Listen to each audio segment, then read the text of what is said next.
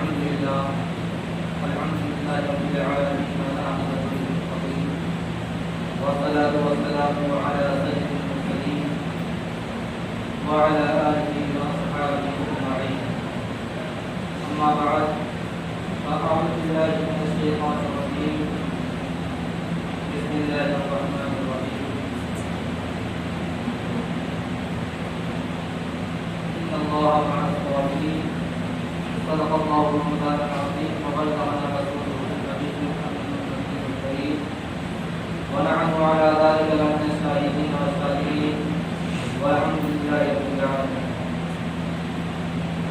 محترم حضرات،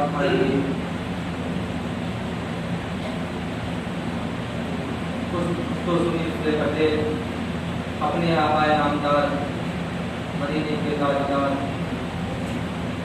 دونوں عالم کے انصار رحمت للعالمین راحت العاشقین حضور تاجدار مدینہ محمد عربی صلی اللہ علیہ وسلم کی بارگاہ میں درود و سلام کی گالی اشارت کرنے پڑے آواز بلند اللہم صلی علی سیدنا محمد وبارک وسلم صلاۃ و سلام علیک یا رسول اللہ صلی اللہ علیہ وسلم. محترم حضرات، آج محرم الحرام کی 10ویں تاریخ ہے، جسے یوم عاشوراء بھی کہا جاتا ہے. اسلام کی وہ نایاب اور سب سے الگ تاریخ اسلام کی تاریخوں میں 10ویں محرم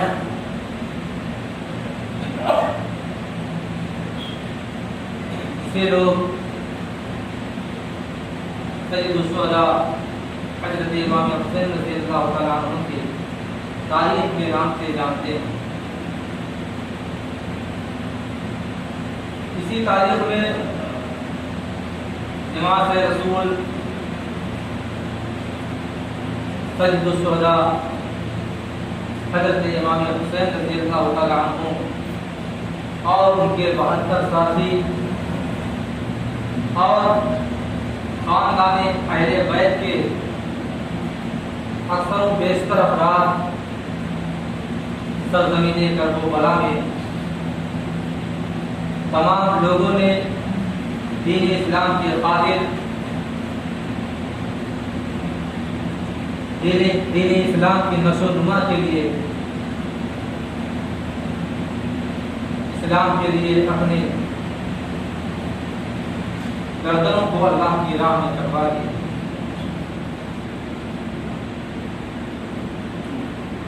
اور نہر فرات ایک ایسی نہر تھی جس میں تو ہر شخص پانی پی سکتا تھا، لیکن صرف حضرت امام حسین اور ان کے ساتھیوں کے لیے پانی بند کیا گیا تھا. کسی شاعر نے اسی پر للکارا ہے یزید اور اس کے سپاہیوں کو کہ آواز دے تو خلد سے کوثر نکل پڑے، آواز دے تو خلد سے کوثر نکل پڑے اور نہر فرات خیمے کے اندر نکل پڑے. تو وہ امتحان صبر تھا ورنہ حسین ہے، وہ امتحان صبر تھا ورنہ حسین ہے. انگلی زمین پہ رکھ دے تو سمندر نکل پڑے. جس کے گھر سے، جس کے خاندان سے لوگوں کی پیاسیں بجھائی جا رہی ہوں، بھلا وہ کیسے پیاسا رہ سکتا تھا؟ بہرحال میں نے پچھلے جمعہ کو اپنی بات کو جہاں چھوڑا تھا وہیں سے اٹھانے کی کوشش کر رہا ہوں. میرا موضوع تھا حضرت امام حسین اور یزید کے درمیان جنگ کی شروعات کیوں ہی کیسے ہوئی ہے. اور کچھ باتیں ادھر ہو گئی تھیں اور آج یہ باتیں بچی ہیں کہ آپ کا مدینے سے رخصت ہو جانا، یعنی آپ جب مدینہ چھوڑتے ہیں تو کیا کیا حالات پیش آتے ہیں، آپ کے گھر میں کیا کیا چیزیں ابھرتی ہیں وہ انشاءاللہ بیان کی جائے۔ بہرحال جب حضرت امام حسین رضی اللہ تعالیٰ عنہ ولید بن عقبہ جو گورنر تھے مدینہ کے، جب ان کے گورنر ہاؤس سے آپ باہر تشریف لاتے ہیں تو چونکہ یزید کا یہ کہنا تھا کہ سب سے پہلے جس سے بیعت لی جائے وہ ہے عبداللہ بن زبیر، عبد الرحمن بن ابو بکر اور حضرت امام حسین، انہی تینوں لوگوں سے سب سے پہلے بیعت لی جائے، کیونکہ یہ حضرات وہ حضرات تھے۔ حضرت عبداللہ بن زبیر وہ شخصیت تھی ان کی، زبیر جن کو عشرہ مبشرہ میں کہا گیا ہے، جن کو میرے پیارے نبی حضور صلی اللہ علیہ وسلم نے جنت کی بشارت کی، ان کے صاحبزادے تھے حضرت عبداللہ، اور میرے نبی کے پھوپھی کے پوتے بھی تھے، اور حضرت عبد الرحمن بن ابو بکر خلیفہ اول حضرت صدیق اکبر رضی اللہ تعالیٰ عنہ کے صاحبزادے تھے حضرت عبد الرحمن، اور حضرت امام حسین کو تو ہر شخص جانتا ہے۔ تینوں حضرات یہ مدینہ کے معمر شخص تھے، اور عمر میں سب سے زیادہ عمر دراز بھی تھے، اور سب سے زیادہ علم والے صحابہ کرام میں آپ لوگوں کی گنتی بھی ہوتی ہے۔ بہرحال حضرت امام حسین رضی اللہ تعالیٰ عنہ سمجھ جاتے ہیں کہ اب مدینہ چھوڑنے ہی میں بھلائی ہے، کیونکہ آپ یہ چاہتے تھے کہ اس مدینے میں، جس مدینے میں میرے نبی کا، میرے نانا جان کا روضہ مبارک ہے، جس مدینے میں اور جنت البقیع میں میری والدہ محترمہ آرام فرما ہے، اس تک زمین پر خون ریزی ہو، خون بہایا جائے، جنگ کی جائے، آپ کو گوارا نہیں تھا۔ اس وجہ سے آپ نے متفقانہ فیصلہ کر لیا اور عہد کر لیا کہ مدینہ کو چھوڑ دیں گے، مکے کو چلے جائیں گے۔ ذرا غور فرمائیے کہ جب آپ گورنر ہاؤس سے سب سے پہلے اپنے گھر تشریف لاتے ہیں اور آواز دیتے ہیں اے غازی، یعنی حضرت عباس رضی اللہ تعالیٰ عنہ کو آواز دیتے ہیں، آپ حضرت عباس آپ کے بھائی رکھتے ہیں، آپ کے پاس آتے ہیں۔ حضرت امام حسین رضی اللہ تعالیٰ عنہ نے عرض کیا اب ہم لوگوں کو مدینہ چھوڑنا ہی پڑے گا، ہم لوگوں کے لیے مدینہ کی گلیوں کی، ہم لوگوں کے لیے مدینہ تنگ نظر آ رہا ہے، یہاں مدینے میں رہنا ہم لوگوں کے لیے دشوار ہو چکا ہے، مدینہ چھوڑنا ہے۔ حضرت امام حسین رضی اللہ تعالیٰ عنہ نے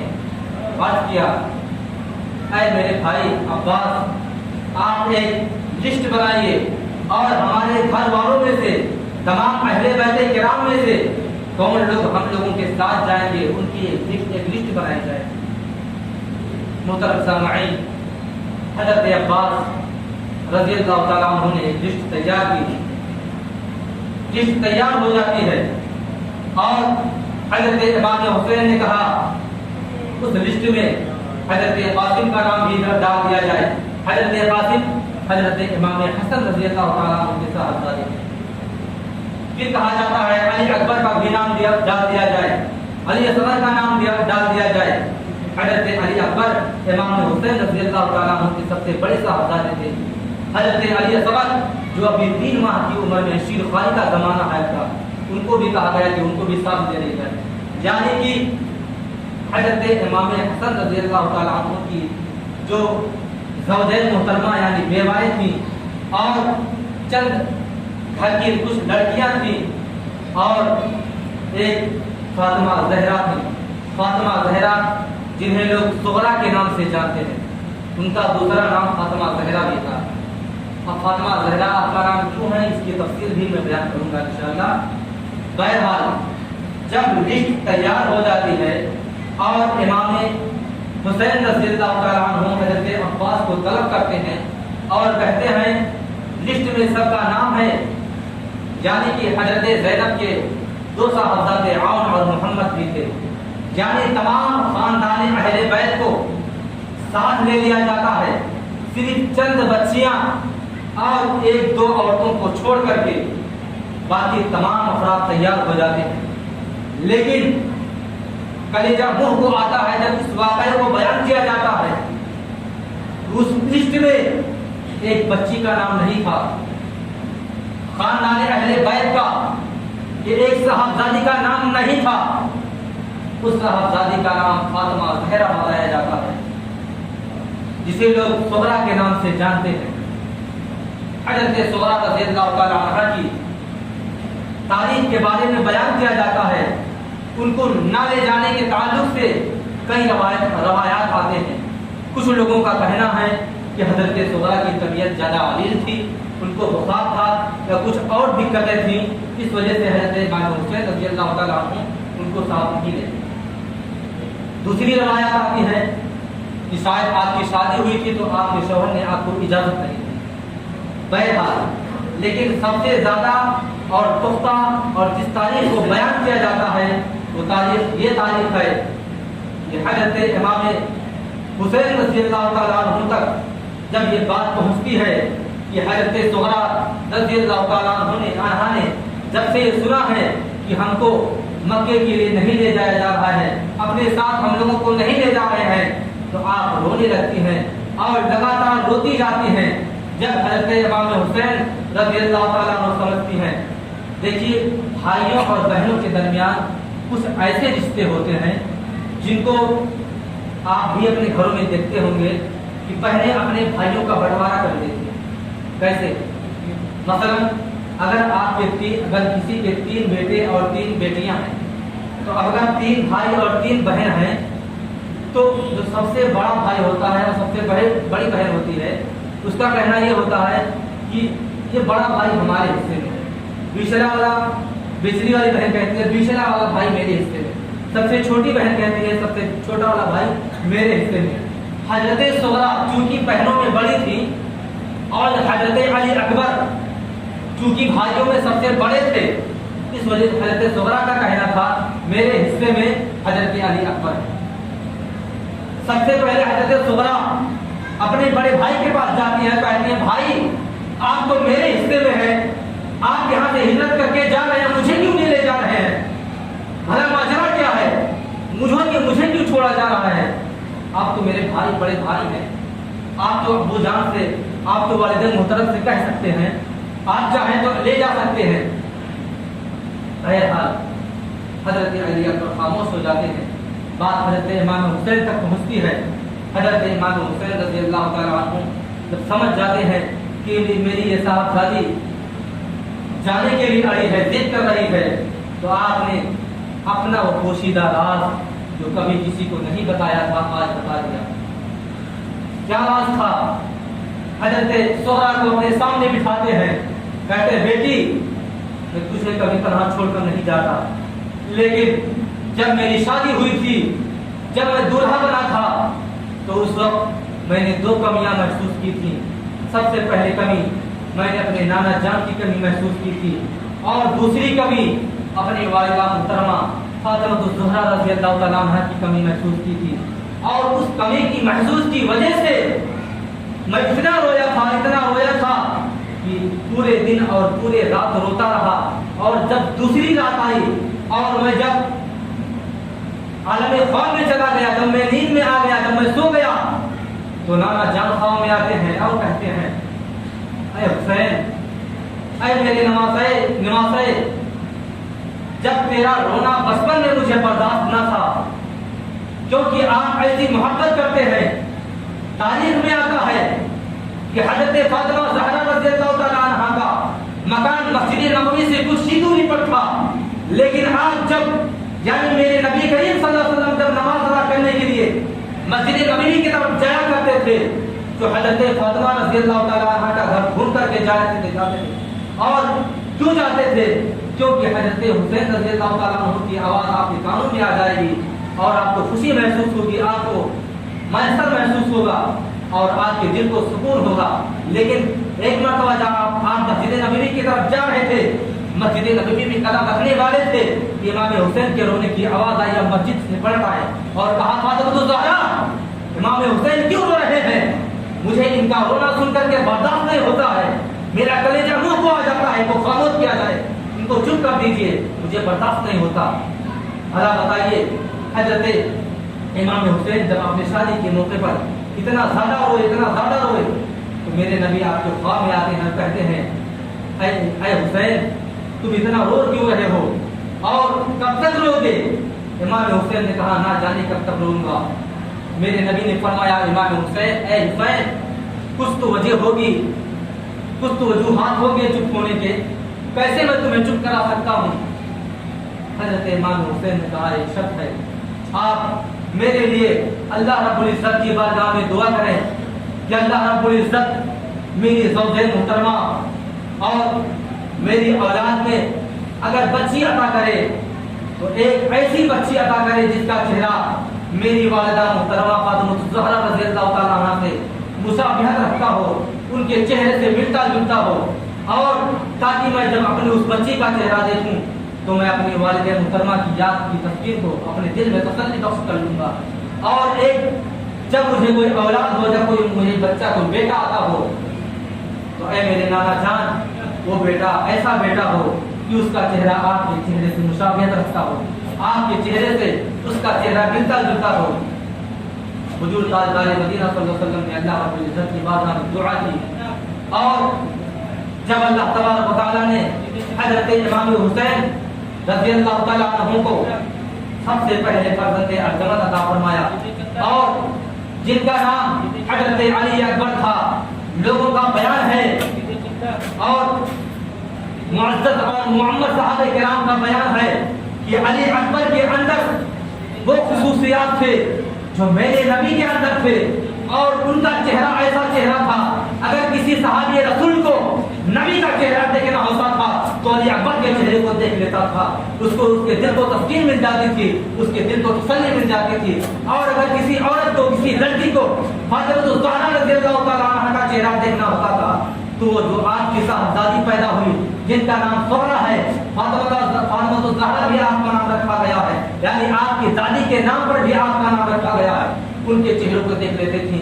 تو حضرت فاطمہ رضی اللہ تعالیٰ عنہ کے چہرے کی یاد آ جاتی تھی، کیونکہ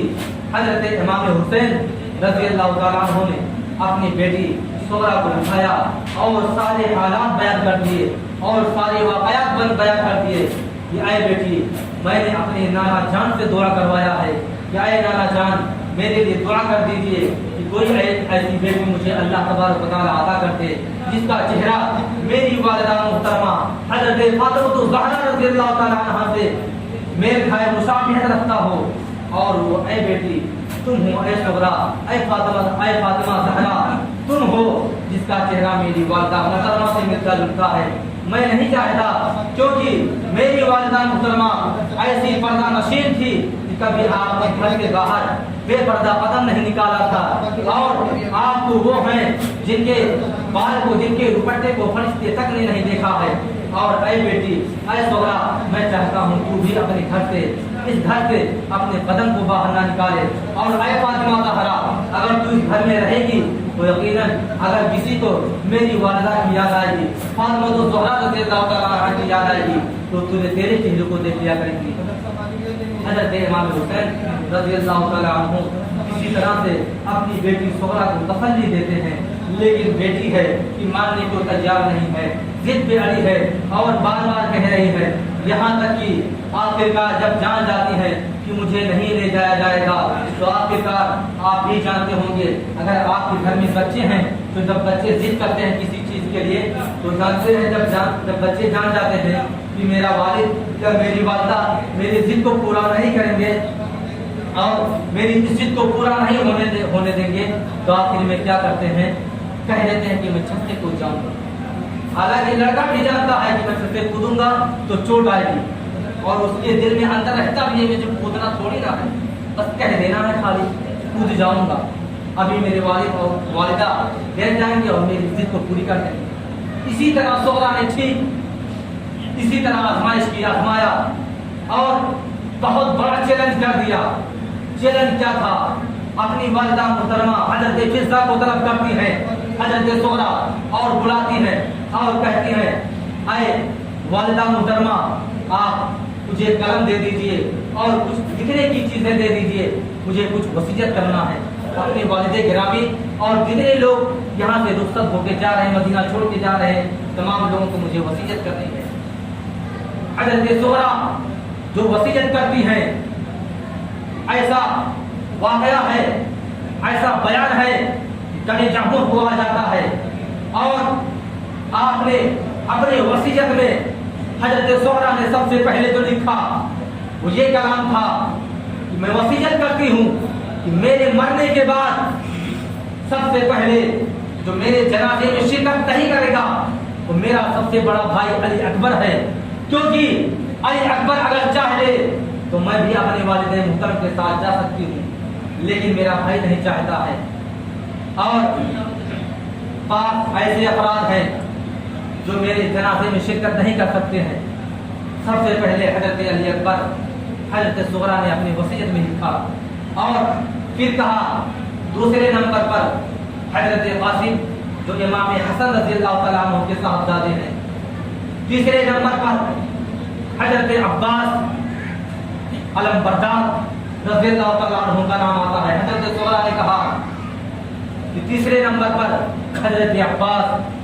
मेरे जनाजे में शिरकत नहीं करेंगे अगर मेरा इंतकाल हो गया। और चौथे नंबर पर हजरत अली असगर मेरे जनाजे में शिरकत नहीं करेंगे। हजरत अली असगर अभी उनकी शीरखाई का जमाना है। हजरत जिद्दा तरफ जाती है, उनकी चीख निकल जाती है कि ऐ ज़ोहरा, अली अकबर का तो समझ में आ गया, हजरत क़ासिम का तो समझ में आ गया, और तीसरे नंबर पर हजरत अब्बास का नाम तूने क्यों लिखा? हजरत ज़ोहरा फरमाती है लिस्ट बनाने वाले हजरत अब्बास अलमबरदार थे। अगर चाहे तो तुम उस लिस्ट में मेरा नाम भी लिख देते तो मैं भी जाने वालों में हो जाती। फिर हजरत फिज्जा की तो चीख उस वक्त ज्यादा निकली जब हजरत अली असगर का नाम लिखा गया। जब हजरत अली असगर का नाम हजरत ज़ोहरा ने लिखा, कहा अरे अभी तो दूध पी रहा है, वो तो अभी बोलने के काबिल नहीं है, वो तो अभी पहचानता भी नहीं मेरी बहन कौन है, मेरा भाई कौन है, उसका नाम तूने क्यों लिखा? हजरत ज़ोहरा ने कहा कि हजरत अली असगर मेरे एक ऐसे छोटे भाई हैं जो अगर रोने लगते हैं तो किसी की ऐसी गोद नहीं कि किसी गोद में खामोश हो जाए। सिर्फ मेरी एक ऐसी गोद है कि मैं जब अली असगर को ले लेती हूँ तो मेरी गोद में खामोश हो जाते हैं। और आज जब मैं अली असगर को अपने गोद में उठाती हूँ तो अपने चेहरे से मोड़ लेते हैं, अपने रुख को फेर लेते हैं। इस वजह से मैंने उनका नाम लिखा। पांचवें नंबर पर अपने वालिद माजिद हजरत इमाम हुसैन रज़ियल्लाहु तआला अन्हु का नाम लिखा। हकीकत नहीं कर रहा था। मैंने आपको पहले बताया कि जब बच्चे जिद करते हैं तो कोई ऐसी चीज कर देते हैं कि ताकि मेरे वालिद, मेरे बाप मेरी इस जिद पर हार मान जाए और मेरी जिद को मान लें और इस बात को तैयार हो जाए जो मैं कहना चाहती हूँ। बहरहाल हजरत ज़ोहरा की वसीयत थी कि मेरे वालिद गिरामी, लेकिन जब हजरत इमाम हुसैन रज़ियल्लाहु तआला अन्हु ने उन्हें समझाया, बुझाया और तमाम घर वालों को इकट्ठा किया और सबको समझाया कि हजरत ज़ोहरा को समझाया जाए, क्योंकि ज़ोहरा मेरी एक ऐसी तख्ते जिगर है, मेरी नूरे नज़र है जिसका चेहरा मेरी वालिदा मुहतरमा हज़रत फ़ातिमा ज़हरा रज़ियल्लाहु तआला अन्हा से तस्वीर है, उससे मुशाबहत रखता है। और मैं नहीं चाहता कि सारा ख़ानदान ही करबला की सरजमीन पर फना हो जाए और सभी लोग वहाँ से शहीद कर दिए जाएं। हज़रत इमाम हुसैन रज़ियल्लाहु तआला अन्हु तमाम लोगों को छोड़ करके और जिन अफराद का नाम इस लिस्ट में था, आप तमाम हज़रात को तैयार करते हैं और रात के वक्त मदीने की सरजमीन से मक्के के लिए रुखसत हो जाते हैं। हज़रत इमाम हुसैन रज़ियल्लाहु तआला अन्हु जाने से पहले, हिजरत करने से पहले अपने नाना जान के मज़ार अनवर पर भी तशरीफ ले जाते हैं। ज़रा गौर फरमाइए कि आज जब हाजी हज करने के लिए जाते हैं तो जब 10 दिन के लिए वो मदीना मनव्वरा की सरजमीन पर जाते हैं और रोज़े अनवर से जब उनकी 10 दिन पूरी हो जाता, 10 दिन जब उनका पूरा हो जाता है और जब मदीने से रुखसत होते हैं तो ज़रा गौर फरमाइए, वही लोग उस दर्द को महसूस कर सकते हैं जिन्होंने हज अदा किया है, जिन्होंने मदीने की गलियों को देखा है, जिन्होंने मेरे नबी के रोज़े को देखा है, क्या तरफ होती है। ऐसा महसूस होता है मदीना छोड़ने में जैसा कि बदन से जान ही निकल गई, जैसे लगता है कि मेरे बदन से रूह ही तरफ निकल गई है। अब जरा और फरमाइए, जिनका बचपना मदीने में गुजरा, जिनकी गलियों में झेलना था, जिनका अपना मस्कन था, जिनकी पैदाइश मदीने में थी, जिनका हर चीज मदीने में था, जिनके आबा अजदाद मदीने में थे, जिनके नाना जान, जिनकी वालिदा मोहतरमा मदीने में थे,